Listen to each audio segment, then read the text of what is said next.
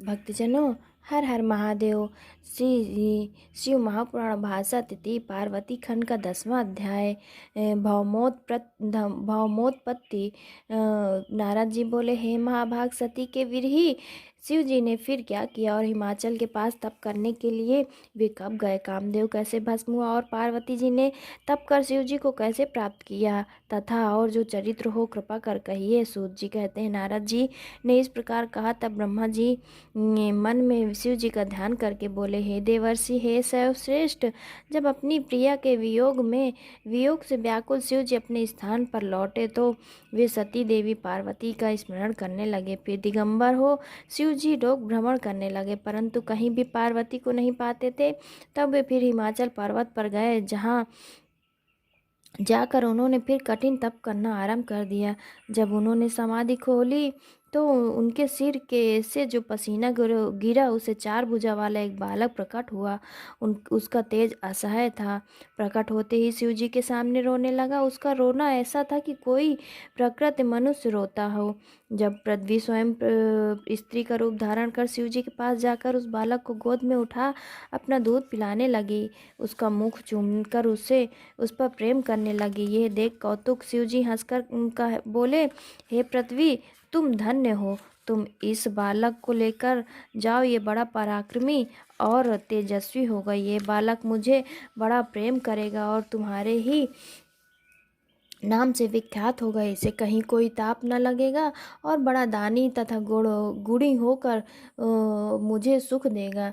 तुम इसे प्रेम से ग्रहण करो। शिव जी की ऐसी आज्ञा पाकर पृथ्वी उस बालक को लिए हुए अपने स्थान को चली आई और उस बालक का नाम भौम रखा। वो युवा हो बहुत दिनों तक शिव जी की तपस्या करता रहा। फिर शिव जी की कृपा से ग्रह पद को प्राप्त हो शुक्र से भी आगे के लोक में जा बसा। तृतीय पार्वती खंड का 10वां अध्याय समाप्त। भक्तजनों, हर हर महादेव। 11वां अध्याय शिव शैल समागम। ब्रह्मा जी कहते हैं, इधर जब पार्वती 8 बरस से अधिक की हुई तब हिमाचल के घर में उनका जन्म हुआ। सुनकर शिव जी बहुत प्रसन्न हुए और अपने नंदी के साथ लेकर हिमालय के पास गंगा के तट पर आए। वहाँ गंगा जी ब्रह्मा के कमंडल से निकली हैं। वहाँ स्थित हो शिव जी संपूर्ण इंद्रियों को वश में किए एकाग्र चित्त से तपस्या करने लगे। उनके नंदी आदिगण भी भगवत ध्यान में लीन हो गए। तब उनको अपने प्रदेश में आया जानकर हिमालय उनके पास गए और हाथ जोड़कर बहुत सी स्तुति करते हुए उनसे अपने लिए सेवा कार्य मांगा। तब अनुचरों सहित गिरिराज को आया देख शिव जी हंसते हुए बोले, मैं आपके स्थान में तप करने आया हूँ। मेरे पास कोई ना आने पावे, आप यही करें। तुम तपस्वियों, मुनियों, देवताओं, राक्षसों और महात्माओं के आश्रयदाता तथा महात्मा हो। तुम ब्राह्मणों तथा गंगा से पवित्र हो। तुम सब पर्वतों के राजा और परोपकारी हो। मैं इस गंगा के अवतरण भूमि में तप करूंगा और हे गिरिराज, प्रेम से मैं तुम्हारे आश्रित रहूंगा। हे गिरिराज, तुम ऐसा प्रयत्न करो जिससे मेरा ये तप निर्विघ्न समाप्त होवे। मैं यथाशक्ति आपकी सेवा करता रहूँगा। ऐसा कहकर गिरिराज अपने घर गए और वहाँ जाकर सारा वृतांत अपनी प्रिया से कहा। साथ ही अपने कुटुंबियों से कह दिया कि आज से तुम लोग गंगा अवतरण भूमि पर मत जाना। यदि कोई मेरी इस आज्ञा का उल्लंघन करेगा तो मैं उसे यथाशक्ति दंड दूंगा। इसी प्रकार शैलराज ने अपने अनुचरों को बुलाकर उस शैल को सुरक्षित करा दिया। तृतीय पार्वती खंड का 11वां अध्याय समाप्त। भक्तजनों, हर हर महादेव। 12वां अध्याय शिव हिमालय वार्ता।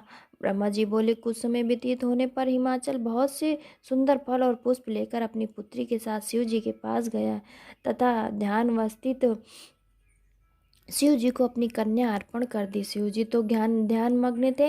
हिमाचल उनके निकट फल फूल रख कर उनसे बोले, हे भगवान, बहुत दिनों से ये मेरी कन्या आपकी सेवा के लिए उत्सुक थी, जिसे मैं आपकी सेवा के लिए यहाँ ले आया हूँ। ये अपनी सखियों सहित नित्य आपकी सेवा करती हुई यही रहेगी। यदि आपको मुझ पर कृपा है तो आप इसे ग्रहण कीजिए। महादेव जी ने नेत्र खोलकर उस कन्या को देखा और फिर नेत्र बंद कर लिया। तब हिमालय ने कहा, हे देवादिदेव, महादेव हे करुणाकर शंकर विभो, मैं आपकी शरण में आया हूँ, नेत्र खोलकर अब मेरी ओर भी देखिए। हे सब पतियों के निवारक प्रभु, मैं आपको प्रणाम करता हूँ। हे देवेश, आपको वेद शास्त्र भी नहीं जान सकते और आपकी महिमा सर्वदा वाणी और मन से भी परे हैं। आपकी भक्ति ही आपके भक्त ही आपकी महिमा को जान सकते हैं। प्रभु, इस कन्या के साथ मैं आपका दर्शन करने आया हूँ। मैं चाहता हूँ कि इसी प्रकार नित्य आपके दर्शन को आया करूँ, इसकी मुझे आज्ञा दीजिए। हिमाचल के ये वचन सुनकर देवादिदेव महादेव ने नेत्र खोल दिए और ध्यान छोड़कर हिमाचल से बोले, हे हिमाचल, तुम नित्य मेरे दर्शन को आ सकते हो, परंतु इस कन्या को साथ न लाना, अन्यथा मेरा दर्शन न पाओगे। तब पार्वती के पिता सिर झुकाकर शिव जी से बोले, हे भगवान, इसका क्या कारण है? मेरी ये कन्या आपके दर्शन के योग्य नहीं है, ऐसा तो कोई कारण मैं नहीं देखता हूँ। इस पर शिव जी ने कुयोगियों को की बहुत सी बात कहकर कहा कि मैं तपस्वी हूँ, मेरा युवती स्त्री से प्रयोजन नहीं है, इससे वैराग्य और बड़े से बड़ा ताप नष्ट हो जाता है, तपस्वियों को स्त्री का साथ नहीं करना चाहिए। ऐसा कहकर महायोगी शिव जी चुप हो गए। हिमाचल को बड़ा आश्चर्य हुआ। तब शिव जी को प्रणाम कर भगवती स्वयं शिव जी से ये दिव्य वचन बोली। तृतीय पार्वती खंड का 12वां अध्याय समाप्त। भक्तजनों, हर हर महादेव।